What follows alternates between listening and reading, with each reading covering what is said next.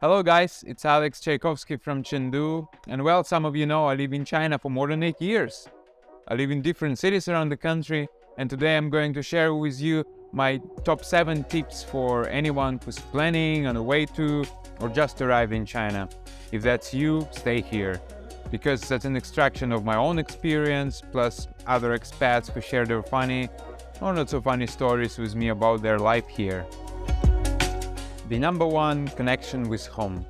In new and familiar situation, talking to someone we know is always helpful. So no matter what your plan is, better make sure that you know how to contact your friends and your family. Many websites and apps such as WhatsApp, Facebook and Instagram are not working in China without VPN.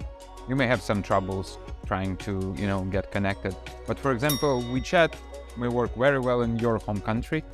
That's what I used to call my parents. Also double check your subscription list. There may be some that are not relevant anymore. It may be harder to close those subscriptions once you left the country. Here I'd add that it's quite convenient to have 1 or 2 e-bank accounts back home in case you want to make purchases abroad, like on Amazon or something like that. Because Chinese payment system UnionPay is not as popular as Visa or MasterCard, it's harder to use those cards abroad. Then you can start building your new network, and the key to that is WeChat.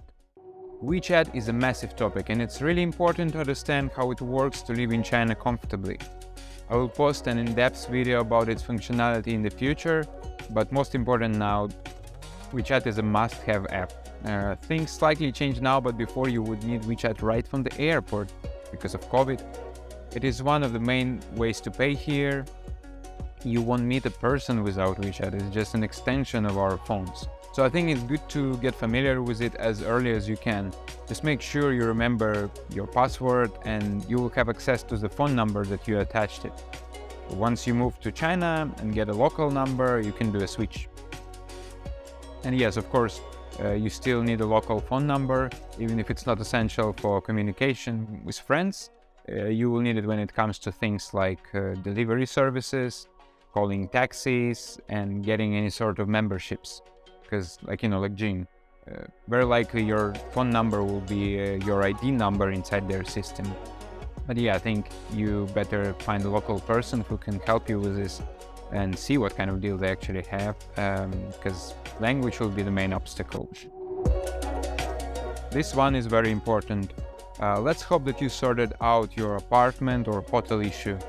The next thing you need to do is to make sure that you have your home address and you saved it on your phone, maybe somewhere else, maybe even print it and put it in your wallet and so on, just in case. Try to remember how to say it in Chinese. That may be possible if it's not too long. And learn what is the closest metro station. Actually, if station is very close to your place, it will quickly become your main reference to where you live. Next, transport. All the big cities of China have developed public transport. Subway and buses are the main two. You can buy transport card at the metro station and use it for both bus and the metro. Or nowadays you can find an app for that. There will be like a QR code on your phone and you need to find where to scan it. Every city has its own system, but they are very similar.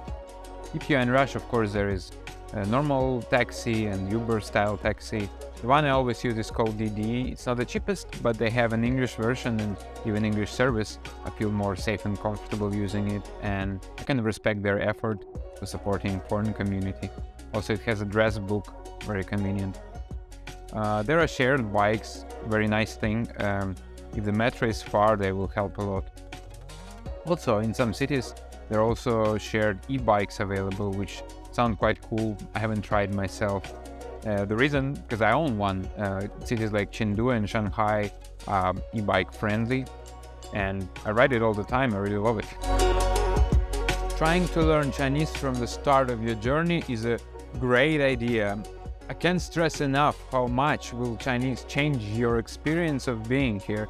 I spoke with hundreds of expats here, and we're all guilty for not starting to learn the language from the day one. Except of course those who came here for study. Yes, it is a difficult language to learn, especially in the beginning. It's just too difficult. It's just like too different from what we get used to. But just trust me on this one and give it a try. It's even not only to understand better what is going on around you. Locals, they will act differently. They will change. They will respect you for your efforts, even if you're just a beginner. They will be more friendly to you because you're trying to understand their culture. They know their culture is a difficult one. They will just feel more comfortable eventually. That's like all you need from people. Maybe not that obvious at first, but a very important one. Moving to another country is a big shock for our bodies. Don't make it even more challenging. If you cook most of the time, make sure you know where to find those products that you need early, because maybe some things are not available in smaller shops, while other things you can only get online. If you like to go out, do some research. First, about local cuisine in a city you are heading to, because Chinese cuisine is very, very diverse. And second, about Western restaurants. I think the best way is to find local community and just ask people there, like what are their favorite places to go. Very good advice in my opinion is being curious in whatever situation you are in will likely benefit you. From trying to check that small green area close to your apartment to tasting something that you would not necessarily want to try back home. It will enrich your experience and will help you to understand where you are, to understand real China a bit faster. It's an adventure after all, don't miss your chances.